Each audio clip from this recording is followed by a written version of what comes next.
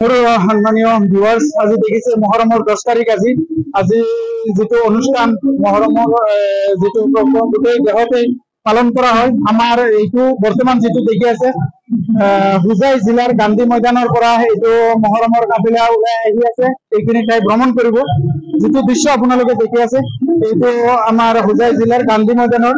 আৰু এই জিলাখনত আমাৰ হুজাই জিলাত প্ৰত্যেক বছৰতে মহৰমৰ 10 তাৰিখে আমাৰ ইয়াৰ যি যুৱকসকল আছে, এই যুৱকসকলে বিভিন্ন প্ৰচেষ্টাত তেওঁলোকে এইটো অনুষ্ঠানৰ লগত জড়িত হৈ আছে বহুত বছৰ ধৰি।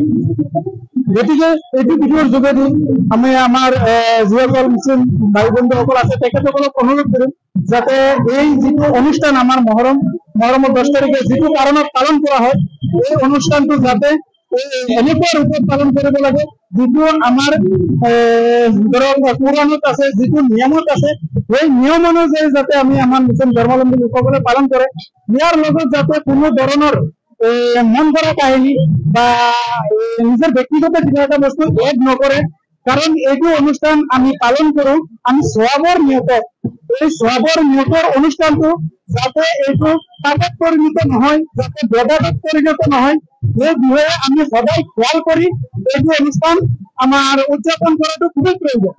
বৰ্তমান দেখি আছে এই অনুষ্ঠানৰ লগত জড়িত হৈ থকা হাজাৰ হাজাৰ লোক ইয়াৰ লগত একত্ৰিত হৈ আমাৰ মহৰমৰ যিটো অনুষ্ঠান, এইটো অনুষ্ঠানৰ উদযাপনৰ যিটো প্ৰক্ৰিয়া, এই প্ৰক্ৰিয়াত ধাৰাবাহিকভাৱে চলি আছে।